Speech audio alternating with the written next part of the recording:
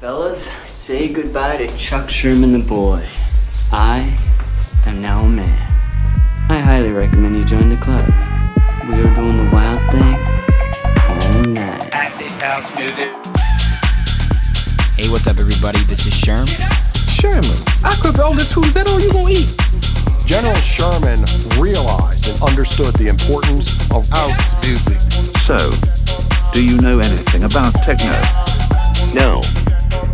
Listen. Get it on. Well, 1111. What's going Roberto. First off, I want to acknowledge you and thank you for inviting me to be a part of this. Oh man, thank you for having me here. It just only made sense to have you here to kind of close the gap and bring all the entire community that we were trying to do between arts and music. We had to have a radio personality here. We had to have you here. I appreciate that, man. I mean, this is exactly what I want to do. Yeah. I want to talk to people, especially at events like this, you know, and it's an exciting thing for both people, you know, especially before we play. I'm excited to go back to back. It's gonna be so much fun. But I really love what you did with this, man. So I heard you saying before this is the first one you've done without any help, quote unquote. Yeah, It's just you and Steven. This is me, just and Steven. What's Good Chicago. Yeah. So I've been helping What's Good Chicago for the last year, kind of build their brand. Sure. So that's my whole thing is marketing. I've been doing shows since I was 16. Yeah. So DIY since I was 16 years old. Played in pop punk bands for the longest time. Really? If you walk into my house, you'll see a bunch of Blink-182 memorabilia everywhere. I love that. So, you know, but I mean, music is just something that I've always that's my escape, you know? Yeah. And my favorite thing to do is bring people together, and the best way to do that is through music. Absolutely, bro. Well said. That's something we can all agree on as DJs, right? Yeah. How long have you been DJing for? So I've been DJing for the last 3 years. Okay. So I was a hip hop DJ for a while. Really? Yeah. So and then I was living in Oakland. And California? Yeah. So I was Okay. living in Oakland for a while, and I actually had stopped playing music in general as a whole. Like after my pop punk band was done, I moved to California, took on a corporate job, and it was just like, hey, you know what? I'm gonna do this corporate thing. I'm gonna move to a state I've never been to. Yeah. And then I moved to Oakland, and it just lit a new fire under me. Like the Oakland bars and the Oakland rave culture and the warehouse parties out there, amazing. Really? There's nothing like it. It made me miss the old stories what I used to hear from my mom about the warehouse parties out there. Uh-huh. So my mom's only 51. Okay. She's a huge house head. Okay. Loves freestyle music. Awesome. Loves hip hop, soul, rock, R&B, whatever you throw at her, she listens to it. But it's because of her is where I got my musical stuff. I learned how to play piano. She taught me how to play piano when I was very young. And then in Oakland, I was going to there's different bars in Oakland, and they would play, and they were between house to salsa to hip hop, and it was amazing. They made it all blend in really well, and the vibe was awesome. The people were super lovely. The arts community was out there in full force. Yeah. And so I was like, if I ever come back to Chicago, I'm like, I want to do something like that. Yeah. So when I came back to Chicago from Oakland, I started just DJing pop punk music. Yeah. Because it was fun, and someone had asked me to do it randomly, and I started doing it on the regular. And then during Miami Music Conference last year, I met Alex Cruz from Collective. Okay. And him and I kind of hit it off. Who's your now roommate? He's my roommate, yeah. So, music brings people together, music baby. There brings you people go. together, and now he's my roommate. And I was in Collective for a little bit, and I wanted to kind of separate myself because I just wanted to really focus on my music production and also starting a label. Okay. And the whole premise of the label that I want to do is bringing the arts and community together, and the long run, the long plan is for it to be, for us to own our own venue. That's more of an artist-forward, community-first venue. Okay. So if we ever get there, hopefully we do. Yeah. It's gonna be, during the weekends, it's gonna be shows for hip hop and house music.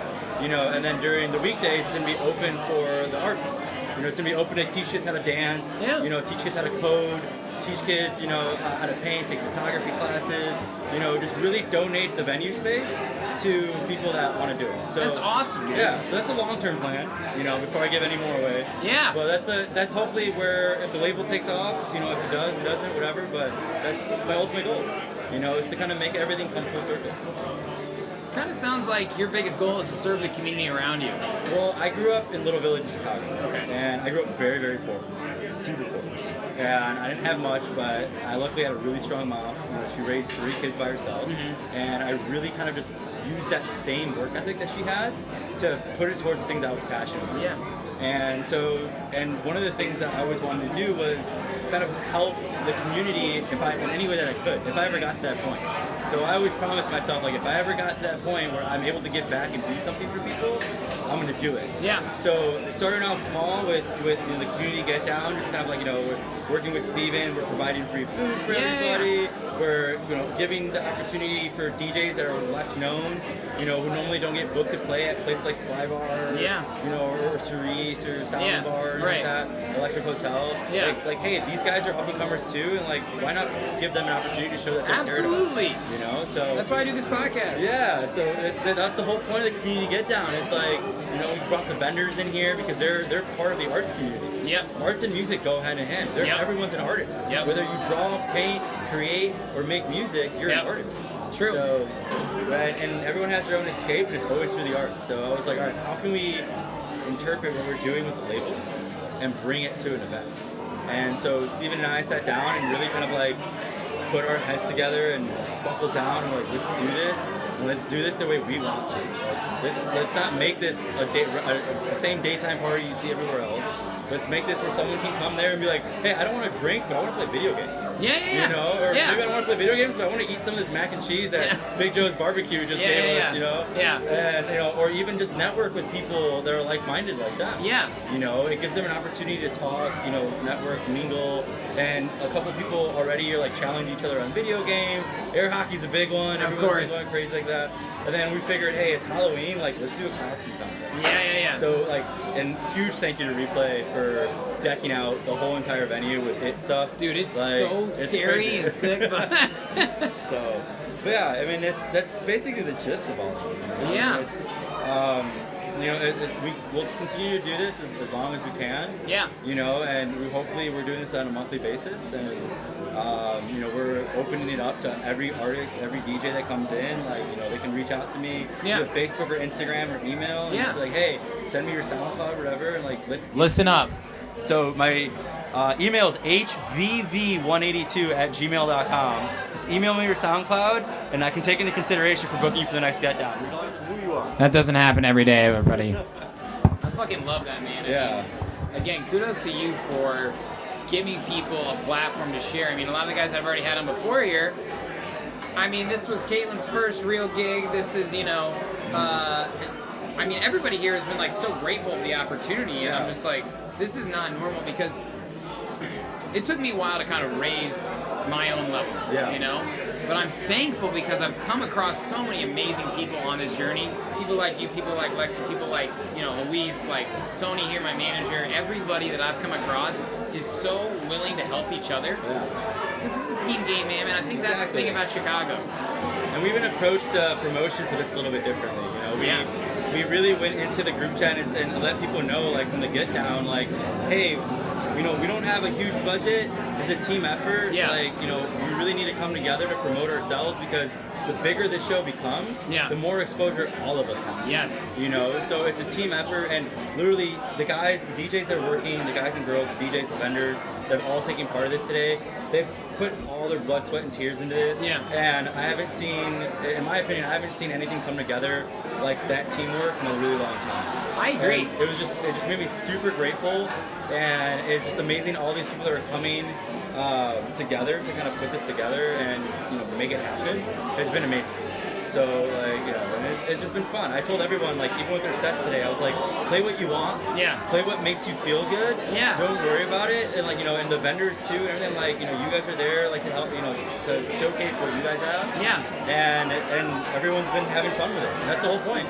I think that's the thing too about this event as well, is a lot of DJs here in Chicago, especially a house DJ, there aren't a lot of house gigs that pay well. Yeah. And a lot of times the house gigs that are available, you're not really you might get paid, which is fucked up. But there's certainly a ton of open format gigs out there. Yeah. But there's a lot of open format gigs, and a lot of open format gigs are really fucking good DJs. Yeah. And I got a lot of respect for some of the biggest ones, the Metros and the Gordos and shit like that. They're insane, bro, and they built their fucking pyramid on top of their skills in open format DJ. I definitely play my own open format sets because that's where I can get paid for certain gigs. Obviously. But that's not my bread and butter, Yeah. So when I look at them, I'm like, okay, that's awesome, but what can I do that they did in my own way? Yeah. and the reason I bring that up is because you just said, I want you to play a set that you love. Exactly. People wear their heart on their sleeve when they're enjoying a set they're playing, Exactly. right? Like JG. I just said to him, I go, every time I see you play and I see you mix in a song you love, you always do this like, you know, like that little groove smirk yeah, that you have, that you know it's coming in and you know it's in the right hit. on beat. Yeah. Oh, there's the bass line. Exactly, Lower back. yeah. Oh, shoulders cock. You know what I mean? Yeah. So I think you said that extremely well. Yeah, man. Well, it's just like, you know, for me, like I suffer from anxiety and depression, you know, and I've been dealing with it since I was a teenager. Yeah. And music has been my outlet. And when I get behind the decks, I lose all worry. That's amazing. And that's what I want everyone else to feel. Yeah. You know, I want you to channel all that anxiousness, that happiness, the sadness, that, you know, whatever you're going through, that emotion. Yeah. Put it in your mixes. Yeah. Because that's when you get the floor moving. That's when you get people looking at you. That's when you bring everyone together. You know, and that's where the magic really, really happens. Is when you channel all that into your music. And I think that's what really makes everyone shine. Is there an experience that you've had while you're playing and felt that? Plenty of times actually. There's one time specifically I was doing a Renegade set at Electric Forest, and I was lucky enough to play. And it's a Renegade set, but still, people love these Renegade sets, and I love the Renegade sets. Yeah. The vibes are different, but I remember just getting so into it. I don't remember what I played. the entire, I was done with the set, and I was just like, whoa. So it's just like that one up in what's it called, Old School. Yeah. With where Will Ferrell's like giving the speech in this debate. Yeah. And then all of a sudden he wakes up and he's just like, what just happened? Yeah. That was me at the Electric Forest Renegade. I love that. And and my girlfriend was just like, she's like, oh my god, I have never seen you play like that. And I was just like, what happened?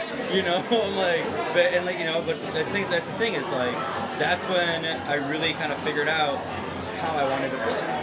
And like how I wanted to channel my energy into everything, and it was through my mixing. It was through the music that I was playing. It was how I mashed up songs together. It was what songs I picked one after another, setting the vibe, you know. And like I said, it was just kind of really surreal moment, and that made me super, super happy.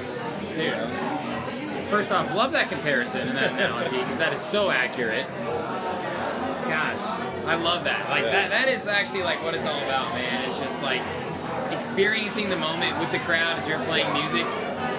There's something that I've always been saying and that has been coming more to light is, you know, you don't want to play with the crowd thinks that you're going to play. You want to give them what they didn't know they wanted to hear. Exactly. And sometimes that means playing what you want. Exactly. I think as your job as a DJ is to introduce people to new songs, because those new songs can evoke new emotions. Yeah. And it can evoke an emotion they haven't felt in a while. Yeah. And that's how you reach people. So that's my philosophy on it. So, dude, that is so spot on, brother. I love that, man. So I want to ask you, a lot's happened in the past decade in electronic music. We're about to go into 2020, which is fucking crazy.